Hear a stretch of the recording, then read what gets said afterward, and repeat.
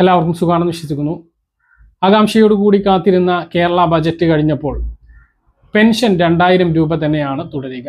ക്ഷേമ പെൻഷനുമായി ബന്ധപ്പെട്ട പരാമർശങ്ങൾ വി.ഡി. സതീശന്റെ ഒന്നാം ബജറ്റിലുണ്ടായില്ല. അതേസമയം നയപ്രഖ്യാപനത്തിൽ 3000 രൂപയിലേക്ക് പെൻഷൻ എത്തിക്കും എന്ന് പറയുമ്പോൾ അത് ഈ ഒരു സർക്കാരിന്റെ പൂർണ്ണ സമയത്തേക്കുള്ള ഒരു പ്രഖ്യാപനമാണ് എന്ന് മനസ്സിലാക്കാം. അതുകൊണ്ട് തന്നെ 100 രൂപയുടെ വർധനമാണ് നമ്മൾ പ്രതീക്ഷിച്ചത്. അത് ഈ ഒരു ഇടക്കാല ബജറ്റിൽ ഉണ്ടായില്ല എന്നുള്ളതാണ്.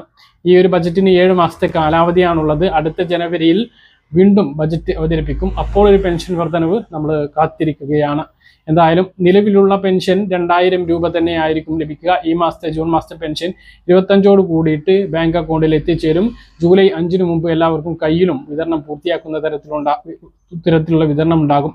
ഇനി 10 ദിവസമാണ് വരുമാന രേഖ സമർപ്പിക്കുന്നതിനും അവിവാഹിത പെൻഷൻ വാങ്ങുന്നവർക്ക് രേഖ സമർപ്പിക്കുന്നതിനും ഉള്ളത്.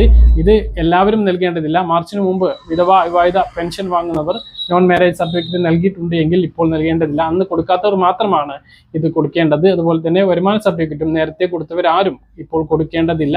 2019 ഡിസംബർ 31-ന് മുമ്പ് മാത്രം പെൻഷൻ വാങ്ങുന്ന ആളുകൾ മാത്രമാണ് ഇതിന് ഈ ഒരു വരുമാന സർട്ടിഫിക്കറ്റിന്റെ പരിധിയിൽ വരുന്നത്. അതിനുശേഷം പെൻഷൻ അനുവദിച്ച് കിട്ടിയിട്ടുള്ളവരും വരുമാന സർട്ടിഫിക്കറ്റ് നൽകേണ്ടതില്ല. പിന്നെ ഒരു പ്രധാനപ്പെട്ട കാര്യം മസ്റ്ററിംഗ് ആണ്.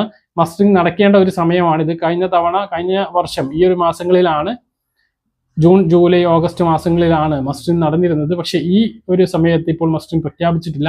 സർക്കാർ മാറി ആ ഒരു ഭരണമാറ്റത്തിന്റെ ഒരു സമയമായതുകൊണ്ടായിരിക്കാം ഇപ്പോൾ മസ്റ്ററിംഗ് പ്രഖ്യാപിച്ചിട്ടുള്ളത്.